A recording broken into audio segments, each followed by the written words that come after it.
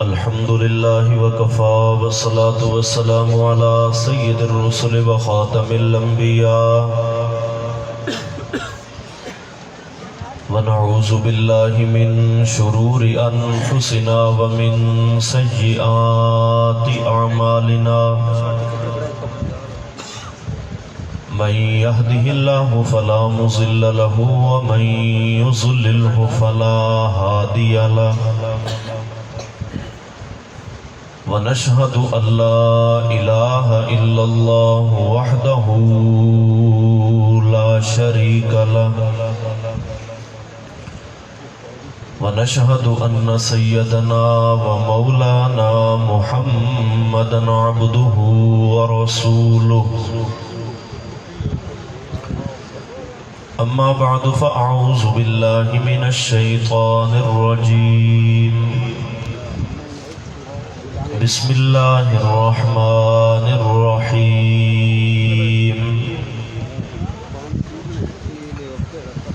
قال اجعلني على خزائن الأرض إني حفيظ عليم قال النبي صلى الله عليه وسلم أنا سيد الأولين والآخرين ولا فخر أو كما قال صدق الله العظيم وصدق رسوله النبي الكريم ونحن على ذلك لمن الشاهدين والشاكرين والحمد لله رب العالمين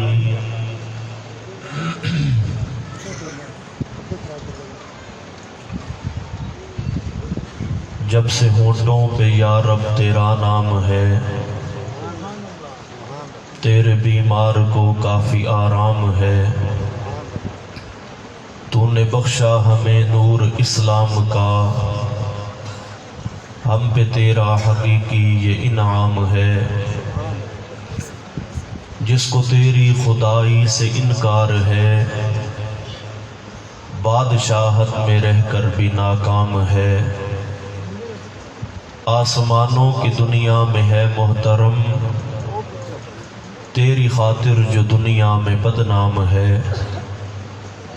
اپنے منکر کو بھی رزق دیتا ہے تو تیری رحمت تو ہر ایک پر عام ہے ہاں قدم کا اٹھانا میرا کام ہے پار بیڑا لگانا تیرا کام ہے ذکر خیر البشر سے پہلے درود پڑھ لو سلام پڑھ لو الفتوں کے سفر سے پہلے درود پڑھ لو سلام پڑھ لو خدا کی غربت کی گر طلب ہے خدا کی رحمت کی گر طلب ہے اندھیری شب کی قبر سے پہلے درود پڑھ لو سلام پڑھ لو زمین کے شجر و حجر سے بڑھ کر فلک کے شمس و قمر سے بڑھ کر صبح کی سحر سے پہلے درود پڑھ لو سلام پڑھ لو جو روضہ اطہر پہ حاضری ہو ملک کی فطرت سے آگہی ہو سخن کے زیر و زبر سے پہلے درود پڑھ لو سلام پڑھ لو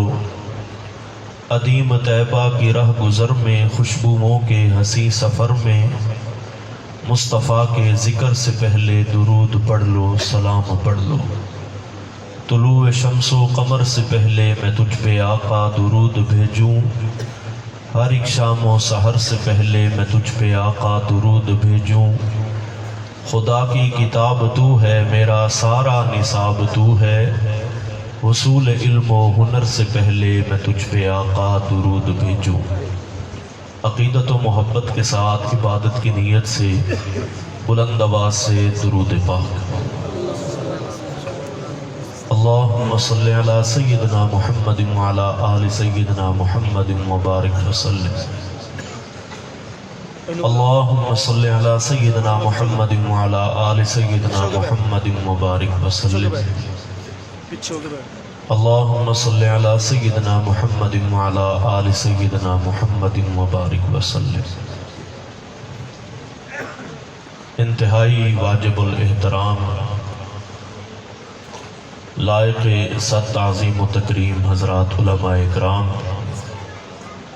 معززین علاقہ، شرفاء ملت، دوستو، بزرگوں، بھائیوں، مدرسہ صدیقیہ تعلیم القرآن چک نمبر 174 کا یہ سالانہ عظیم الشان روح پرور ایمان افروز پروگرام اپنی پوری آب و تاب کے ساتھ انعقاد پذیر ہے۔ آپ حضرات قرب و جوار سے سفر کر کے اس پروگرام کے اندر شرکت کی غرض سے حاضر ہوئے۔ یقیناً جہاں پر مدرسہ کی انتظامیہ اور مدرسہ کے محتمم محبوب العلماء، مخدوم العلماء، محترم المقام برادر مکرم حضرت مولانا قاری محمد افضل کلیار صاحب دامت برکاتہم العالیہ یہ مبارکباد کے مستحق ہیں، وہیں پر آپ تمام حضرات جو سفر کر کے آئے قرب و جوار سے، اور بالخصوص یہاں اس چک کے جو مکین حضرات ہیں وہ بھی دلی مبارکباد کے مستحق ہیں کہ اللہ تبارک و تعالی نے آپ کے اس علاقہ کے اندر قرآن کے اس گلشن کو آباد کیا، جس کی سرپرستی یادگار اسلاف، نمونہ اسلاف حضرت مولانا قاری خدا بخش صاحب دامت برکاتہم العالیہ فرما رہے ہیں۔ مقامی سطح پر اللہ رب العزت کی بارگاہ کے اندر دعا ہے کہ خالق کائنات اس ادارے کو دن دگنی رات چوگنی ترقی عطا فرمائے، اور اس کی برکت سے پورے علاقہ میں اللہ تبارک و تعالی رحمت کی فضا پیدا فرمائے، اور اللہ پاک ہمیں قرآن کا سچا ذوق اور شوق نصیب فرمائے۔ اور اس کے بعد گزارش یہ ہے، میں جس لہجے میں بھی بات کروں، میں جس انداز میں بھی گفتگو کروں، آپ حضرات نے بالکل آپ پر پابندی ہے کہ میری کسی بات کا آپ نے جواب نہیں دینا، سبحان اللہ بھی نہیں کہنا، ماشاء اللہ بھی نہیں کہنا، کہیں ایسا نہ ہو کہ آپ اللہ کا نام لیں اور آپ کو ثواب مل جائے۔ اتنے پکے نہ بنیے، کچھ تھوڑا سا بولیے، جب میری بات کوئی سمجھ آئے گی تو آپ نے کیا کہنا ہے؟ پورے بولو، پورے محبت نال بولو۔ اور جب میری گفتگو کے اندر آمنہ کے لال محبوب رب ذوالجلال جناب سیدنا محمد رسول اللہ صلی اللہ علیہ وسلم کا نام نامی اس میں گرامی آئے گا تو آپ نے کیا کرنا ہے بھائی؟ کیا پڑھنا ہے؟ صلی اللہ علیہ وسلم۔ بندے کے سامنے دسترخوان لگایا جائے،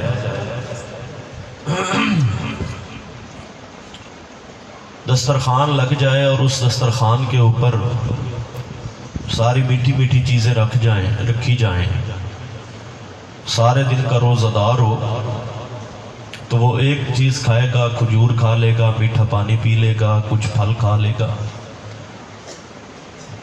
لیکن دل یہ کرتا ہے کہ کچھ نمکین بھی ہونا چاہیے، ہاں جی، تاکہ مزہ جو ہے وہ کچھ دوبالا ہو جائے۔ چک نمبر 174 کا سٹیج ایسا ہے کہ ہم پورے صوبہ پنجاب کے اندر جس انداز میں گفتگو کرتے ہیں، یہاں آکے ہمارا انداز بھی آپ کو دیکھ کے بدل جاتا ہے۔ اتنی باری اسی توانو ویک کے بدلے ہیں، آج پہلی باری تُسی مینوں ویک کے بدل جاؤ۔ تبدیلی آمنی چاہیے دی، بولو یار، جی میں ایتھوں دی تبدیلی دی گل کر رہا ہوں، مطلب تواڈے ذہن کداں ہی اور ہوں گے، وہ تبدیلی آنی چاہیے نا۔ ہاں جی، تو مجھے اجازت ہے کہ آج میں تھوڑا سا آپ حضرات کے سامنے کچھ جنگوی لہجہ استعمال کر لوں، اجازت ہوگی بھائی؟ ذرا ہاتھ کھڑے کر کے دسو جڑے نہیں دیں دے اجازت۔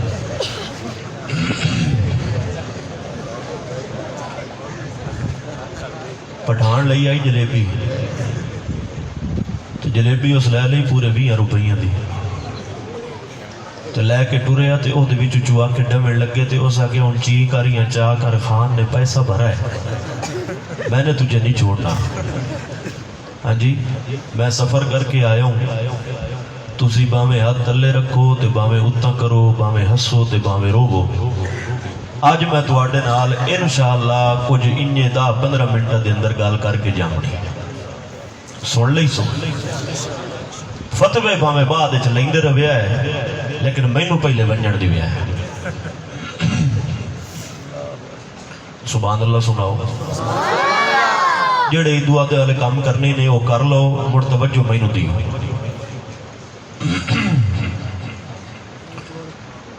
قرآن مجید کی جس آیت مبارکہ کی میں نے تلاوت کی ہے اپنے خطبے میں،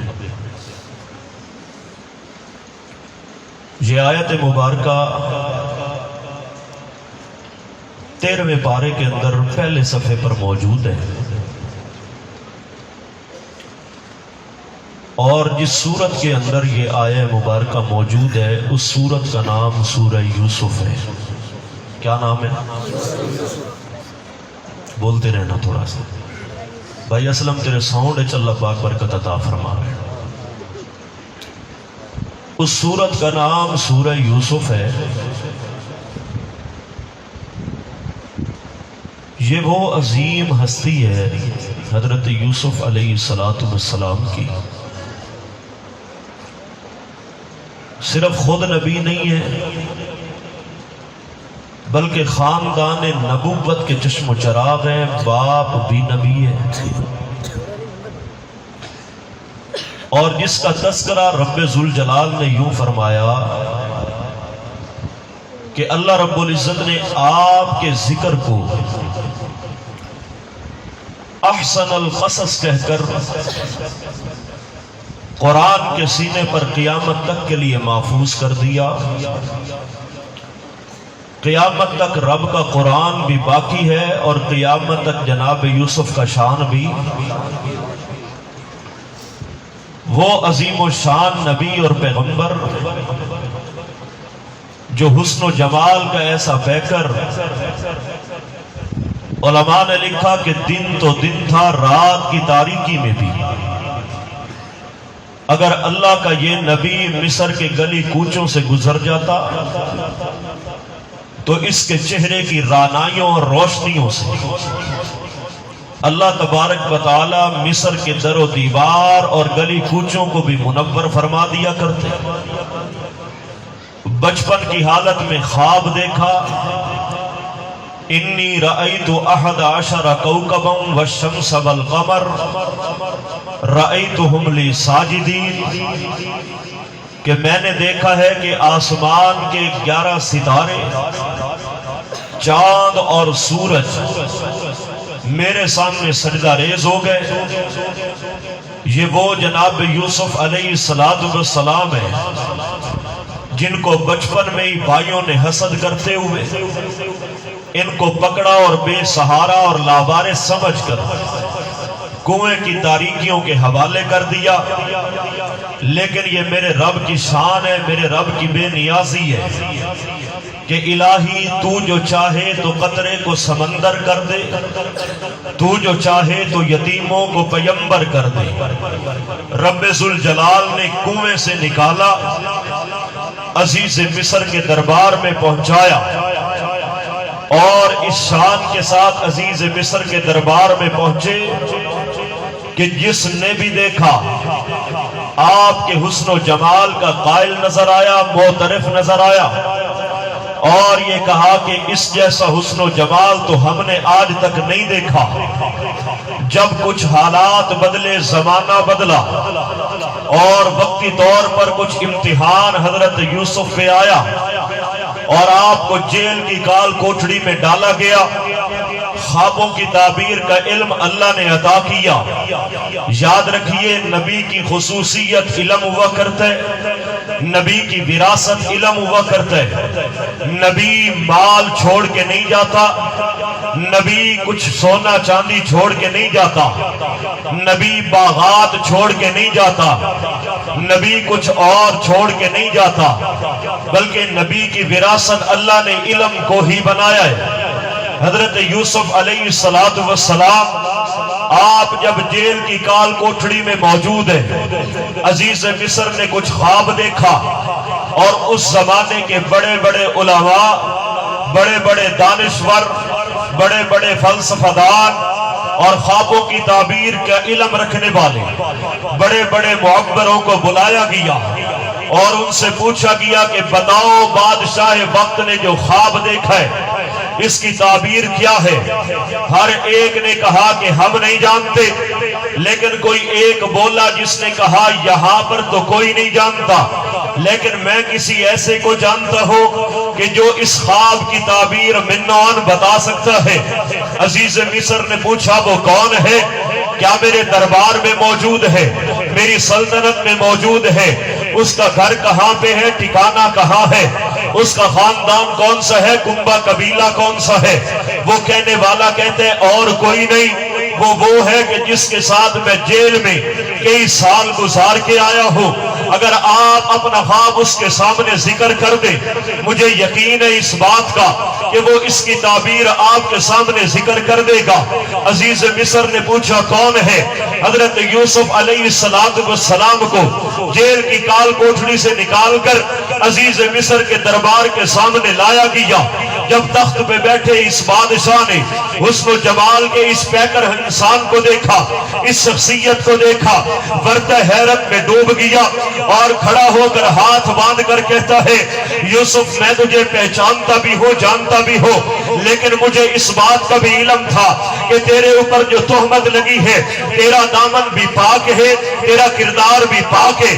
کیوں؟ اس لیے کہ نبی کا کردار بھی پاک ہوتا ہے، نبی کا لباس بھی پاک ہوتا ہے، نبی کا مزاج بھی پاک ہوتا ہے، نبی کے افکار بھی پاک ہوتے ہیں، نبی کے ادوار بھی پاک ہوتے ہیں، نبی کی گفتار بھی پاک ہوتی ہے۔ رب ذوالجلال نے سراپا معصومیت بنا کر 1,24,000 انبیاء کی جماعت کو اس کائنات میں بھیجا اور دنیا کے سامنے ان کو نمونہ بنا کر دنیا والوں کے سامنے پیش کیا۔ کہنے والے نے کہا جب تو مانتا بھی ہے، جانتا بھی ہے کہ قصور یوسف کا نہیں تھا، پھر اس کو جیل کی کال کوٹھڑی میں کس لیے ڈالا گیا؟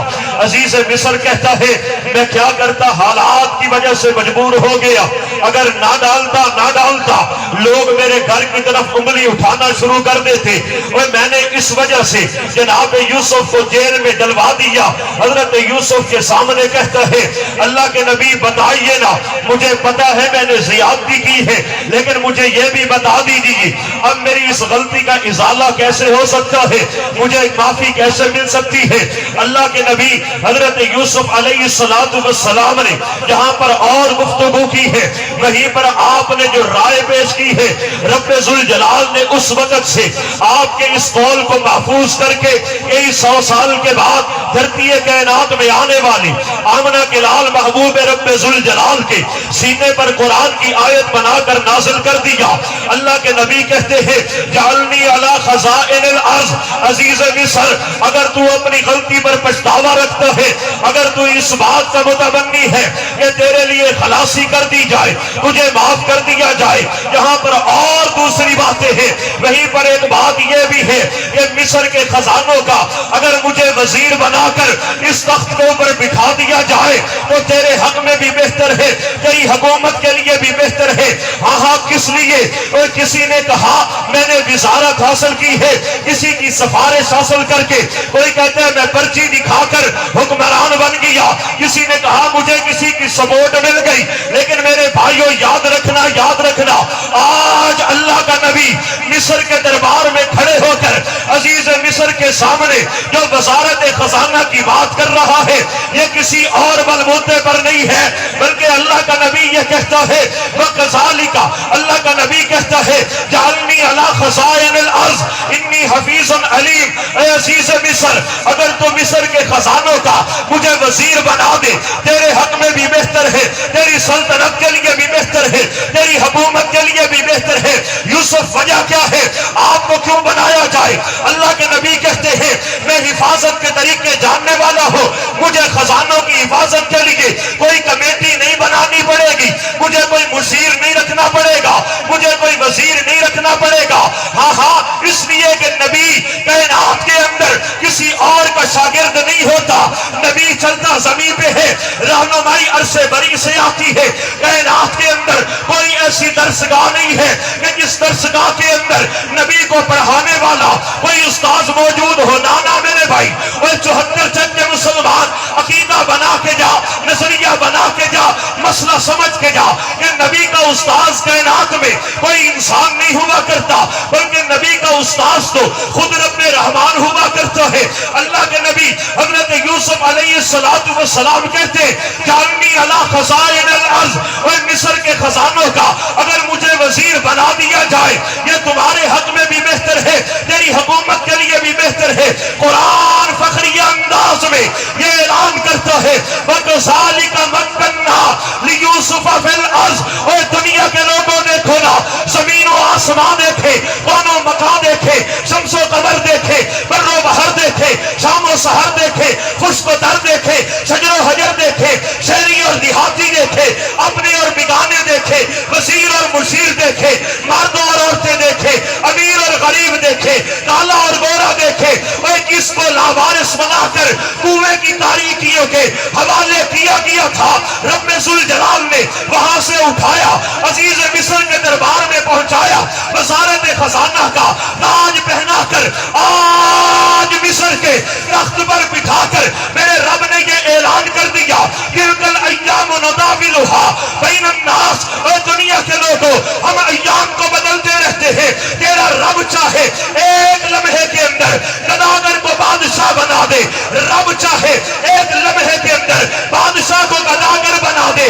محبوب تو بولنا، اللہ کیا بولو؟ فرمایا یوں اعلان کر اللہم مالک الملک تؤتی الملک من تشاء وتنزع الملک ممن تشاء وتعز من تشاء وتذل من تشاء بیدک الخیر انک علی کل شیء قدیر۔ محبوب دنیا کے لوگوں کو بتا دیجئے عزت کا مالک بھی میں ہوں، ذلت کے دوت پہنانے والا بھی میں رب خود ہوں، اور میں کسے چاہوں بادشاہت عطا کروں، میں کسے چاہوں بادشاہت سے گداگری پر مجبور کر دو۔ میں رب سے کوئی پوچھنے والا نہیں ہے، میری شان ہے اللہ احد اللہ الصمد، میں بے نیاز بھی ہوں، میں اکیلا بھی ہوں، وحدانیت بھی میری ہے، ربوبیت بھی میری ہے، الوہیت بھی میری ہے، معبودیت بھی میری ہے۔ ربا تو کہنا کیا چاہتا ہے؟ فرمایا دیکھو نا وَكَذَلِكَ مَكَّنَّا لِيُوسُفَ فِي الْأَرْضِ، آج ہم نے یوسف کو عزت دے کر، عظمت دے کر، توقیر دے کر، شان دے کر تخت مصر پہ بٹھا دیا۔ اب جو یوسف کے دربار میں آتا چلا جائے گا خالی دامن لے کے آئے گا، اس کا دامن بھر دیا جائے گا۔ اور 74 جگ کے مسلمان، میں تجھے کسی نتیجے پر لے کر جانے والا ہوں، اور میں نے کہا تخت مصر پہ بیٹھنے والا حضرت یوسف ہو، اس کی دربار میں مانگنے والا ہے، حضرت یوسف عطا کرے۔ کسی نے کہا مجھے سونا مل گیا، کسی نے کہا مجھے جواہرات مل گئے، کسی نے کہا مجھے غلہ مل گیا، کسی نے کہا مجھے مال مل گیا۔ ربا یہ تو بتانا شان نبوت بھی ہے، شان وزارت بھی ہے، اس سے بڑھ کر بھی کائنات میں کسی کو مقام ملے گا؟ فرمایا ہاں، عزیز مصر کے تخت پر بیٹھنے والا یہ یوسف صدیق اللہ اگرچہ میرا نبی بھی ہے، میرا رسول بھی ہے، وزارت خزانہ کا مالک بھی ہے، لیکن یاد رکھنا یہ دنیا کے خزانے ہیں جو میں نے یوسف کے ہاتھوں سے کائنات میں تقسیم کروا دیے ہیں۔ میرا رب یہ اعلان کرتا ہے کہ جس کے ہاتھوں میں مصر کے خزانے دے دیے جائیں اسے یوسف صدیق اللہ کہتے ہیں، جس کے قدموں کی ٹھوکر میں کائنات کے خزانے قربان کر دیے جائیں اسے محمد الرسول اللہ کہا جائے۔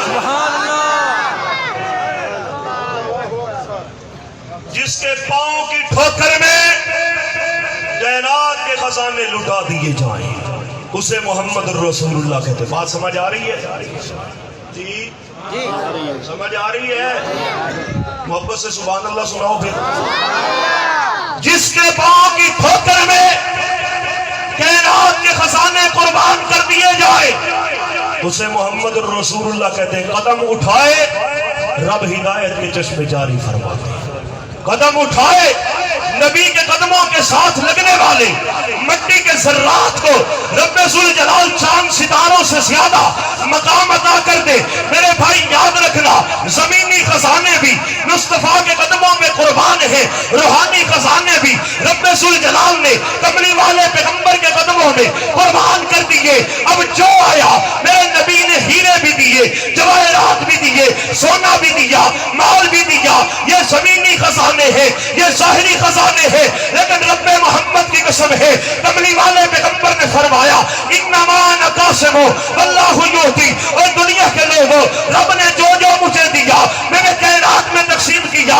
رب نے ظاہری خزانے دیے، میں محمد نے امت میں تقسیم کر دیے۔ رب نے روحانی خزانے دیے، میں محمد نے امت میں تقسیم کر دیے۔ آقا بتائیے نا، آپ کے دربار میں آنے والا کیا کیا لے کر گیا؟ مشیت کہتی ہے، اور خطیب ذرا ذوق کی نگاہوں سے دیکھ، تجھے نظر آئے گا میرے مصطفیٰ کے قدموں میں آنے والا کہلایا ابو بکر جاتا تھا، لیکن جب پیغمبر کے قدموں سے اٹھ کر جاتا ہے صدیق اکبر کا لقب عطا کیا جاتا ہے۔ نبی کے قدموں میں آنے والا عمر ابن خطاب تھا، لیکن پیغمبر کے قدموں سے اٹھ کے گیا ہے فاروق اعظم بنا ہے۔ نبی کے قدموں میں آنے والا عثمان بن عفان تھا، پیغمبر کے قدموں سے اٹھ کے گیا ذی النورین بنا ہے۔ نبی کے قدموں میں آنے والا علی تھا، مرتضیٰ بن کے دیا ہے۔ حمزہ تھا، سید الشہداء بن کے دیا۔ حنظلہ تھا، غسیل ملائکہ بنا۔ ابو عبیدہ تھا، امین امت بنا۔ معاویہ تھا، تدبر کا، سیاست کا امام بن کر کائنات میں اٹھا ہے۔ میرے اللہ فرمانا چاہتے ہیں، جس طرح میں نے نبی کو ظاہری خزانے عطا کیے، ویسے میں نے اپنے مصطفیٰ کو روحانی خزانے بھی عطا کر دیے ہیں۔ اب جو میرے نبی کے قدموں میں آتا جائے گا، میں رب اسے عزت بھی عطا کروں گا، عظمت بھی عطا کروں گا، شان بھی عطا کروں گا، مقام بھی عطا کروں گا، اتنا بلند کر دوں گا کہ یہ چلتے فرش زمین پر ہوں گے، لیکن ان سے اپنی رضا کا اعلان رب عرش بری پہ کر رہا ہے۔ آگے چلیے، قرآن بیان کرتا ہے فَجَاءَ إِخْوَةُ يُوسُفَ فَدَخَلُوا عَلَيْهِ فَعَرَفَهُمْ وَهُمْ لَهُ مُنْكِرُونَ۔ حضرت یوسف علیہ السلام بیٹھے، سوالی آ رہے، دربار میں آ رہے، اور آ کر سوال کرتے ہیں، ان کو دے دیا جاتا ہے۔ لیکن ایک وقت آیا کہ حضرت یوسف علیہ السلام نے دیکھا آج جو دربار میں آنے والا ہے وہ کوئی بیگانہ نہیں ہے بلکہ اپنا ہے، وہ دور کا نہیں ہے بلکہ قریب کا ہے۔ جناب یوسف سے پوچھا گیا کون ہے؟ قرآن بیان کرتے ہیں فَعَرَفَهُمْ، اللہ کے نبی نے ایک نگاہ ڈالی، اپنے بھائی کو پہچان لیا، اپنے بھائی کو پہچان لیا۔ کیا ایک کو پہچانا؟ فرمایا نہیں، اللہ کے نبی نے سب کو پہچان لیا، چھوٹے سے لے کر بڑے تک 11 بھائی آئے۔ اللہ کے نبی نے جس کو دیکھا فوراً پہچان لیا۔ نبی نے تو پہچانا، نبی کی پہچان کو قرآن نے یوں بیان کیا فَعَرَفَهُمْ، نبی نے جیسے دیکھا فوراً پہچان لیا۔ لیکن ان بھائیوں سے پوچھا گیا یہ جو مصر کے تخت پر بیٹھا ہے، اس کو جمال دیکھا، عزت اور شان دیکھی، توقیر اور وقار کو دیکھا، اس کو پہچانتے ہو؟ وَهُمْ لَهُ مُنْكِرُونَ، کہتے ہیں ہم نہیں جانتے۔ کیا کہتے ہیں بھائی؟ کیا کہتے ہیں؟ ہم نہیں جانتے۔ ہاں، حسن و جمال بڑا ہے، خوبصورت بڑا ہے، لیکن ہمیں نہیں پتا اس کا نام کیا ہے، اس کا خاندان کون سا ہے، اس کی بلدیت کیا ہے، کنبہ اور قبیلہ کون سا ہے۔ ربا بات سمجھ میں نہیں آئی کہ تیرا نبی ہو، وزارت خزانہ کا تاج بھی پہن کر بیٹھو اور سگے بھائی پہچاننے سے انکار کر دے۔ میرا رب یہ اعلان کرتے ہیں دنیا کے لوگوں، یہی تو فرق بتانا چاہتا ہوں کہ جس کو دیکھ کر سگے بھائی پہچاننے سے انکار کر دے، اس اسے یوسف صدیق اللہ کہتے ہیں، اور جس کے اشارے کو پہچان کر آسمان کا چاند بھی ٹکڑوں میں تقسیم ہو جائے اسے محمد رسول اللہ کہا جائے۔ جس کے اشارے کو پہچان کر آسمان کا چاند بھی ٹکڑوں میں تقسیم ہو جائے اسے محمد رسول اللہ۔ میرا بچہ پہ یقین ہوئے اسے کیا کہتے ہیں بھائی؟ بولو، میرے نبی کا نام محبت سے لو بھائی۔ جس کے اشارے کو پہچان کر آسمان کا چاند بھی ٹکڑوں میں تقسیم ہو جائے۔ میری بات مکمل ہو گئی۔ آئیے میں آپ کو آخری پیغام دینا چاہتا ہوں۔ آج تیری اور میری زبان پر ایک ورد جاری ہوگا انشاءاللہ۔ میرے بھائیوں یاد رکھنا، میں نے تصورات کی دنیا میں سوال کیا، رب ذوالجلال یہ بتائیے کیا صرف تیرے نبی کو پہچانا کیا، نبی کے اشاروں کو پہچانا کیا؟ میرا رب یہ اعلان کرتا ہے کہ جیسے ذات نبی کو پہچانا کیا ویسے ہی نبی کے اشاروں کو پہچانا کیا، ویسے ہی میرے محمد کے یاروں کو بھی پہچانا گیا۔ جو میرے نبی کے ساتھ مل گئے، نبی کے یار بن گئے، رب ذوالجلال نے ان کی بھی پہچان دنیا کو عطا فرما دی ہے۔ پھر صرف انسانوں نے نہیں پہچانا، حیوانوں نے نہیں پہچانا، بلکہ نبی کے صحابہ کو کائنات کی ہر ایک چیز نے پہچانا ہے۔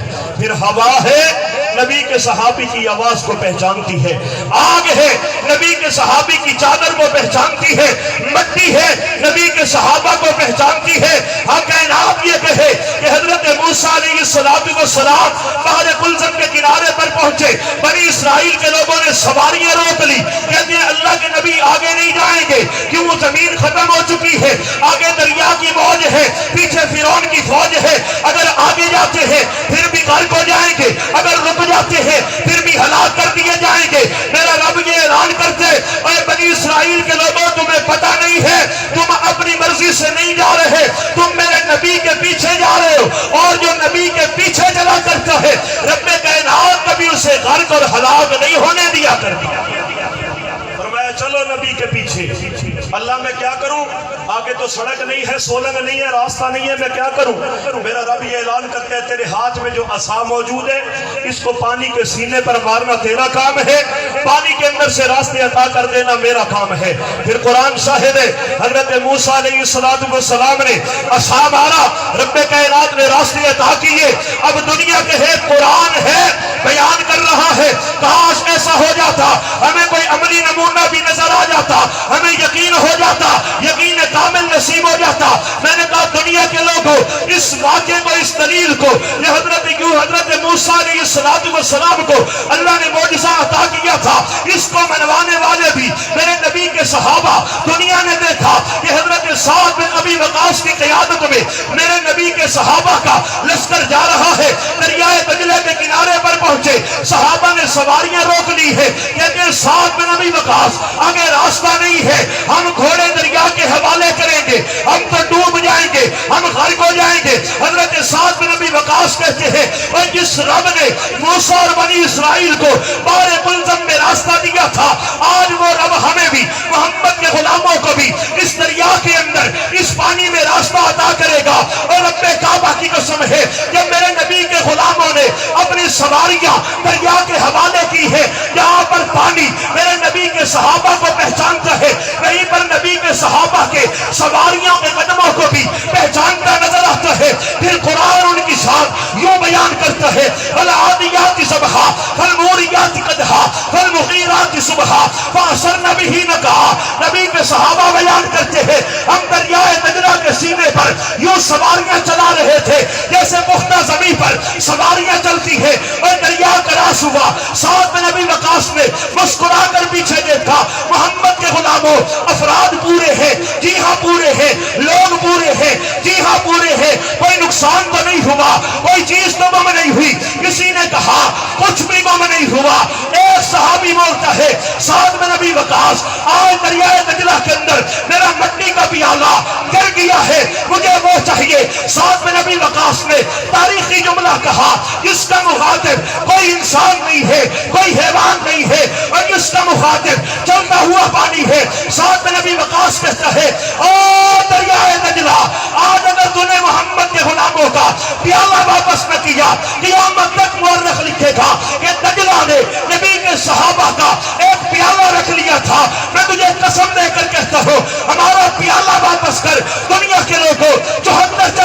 مسلمانوں کاش آج تیرے اور میرے دل کے اندر بھی اس دریائے نجلہ کے پانی جتنا بھی صحابہ کی محبت پیدا ہو جائے، صحابہ کی معرفت پیدا ہو جائے، صحابہ کا شوق پیدا ہو جائے، صحابہ کا ذوق پیدا ہو جائے۔ نبی کے صحابی نے آواز لگائی ہے، رب کعبہ کی قسم ہے نجلہ کی موج آتی ہے، نبی کے صحابی کا پیالہ واپس کر کے جاتی ہے۔ کیوں؟ اس لیے کہ پانی نبی کے صحابہ کو پہچانتا ہے، نبی کے غلاموں کو پہچانتا ہے۔ کاش اللہ رب العزت ہمیں اس پانی جتنا شعور عطا فرما دے۔ میرے بھائیو، نبی کے صحابہ عظمت والے ہیں یا نہیں ہیں بھائی؟ بولو یار، اتوان دے چھوڑے پڑھ کے میں چھوڑا دے۔ نبی کے صحابہ عظمت والے ہیں یا نہیں ہیں بھائی؟ قرآن کے اولین مخاطب کون ہے؟ ہن ادھی تقریر میری تھی ادھی تواڈی۔ قرآن